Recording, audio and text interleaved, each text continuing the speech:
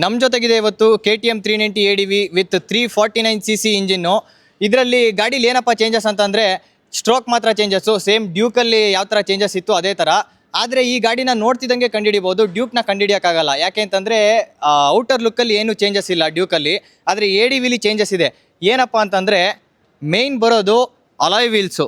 ಇದು KTM 390 ಅಂತ ಇದ್ರೂ ಇಲ್ಲಿ ಎಕ್ಸ್ ಅಂತ ಇಲ್ಲ, ಇಲ್ಲಿ 390X ಅಲ್ಲ ಇದು, ಆದ್ರೂ ಅಲಾಯ್ ವೀಲ್ಸ್ ಬರುತ್ತೆ. ಯಾಕೆ ಅಂತಂದರೆ ಇದು 349cc ಇಂಜಿನ್ ಇರೋ ADV 390 ಆಗಿರುತ್ತೆ. ಅದಕ್ಕೇ ಅದೊಂದು ಬಿಟ್ಟರೆ ಇನ್ನೇನು ಚೇಂಜಸ್ ಇಲ್ಲ. ಇನ್ನು ಮಿಕ್ಕಿದ್ದು ನಾರ್ಮಲ್ ADVಗಳಲ್ಲಿ ಏನು ಲೈನಪ್ ಇತ್ತೋ 390X ಬರುತ್ತೆ ವಿತ್ ಅಲಾಯ್ ವೀಲ್ಸು, ಸೇಮ್ ಅದ್ರದ್ದು ಏನೇನು ಗೊತ್ತಲ್ಲ ಅದು.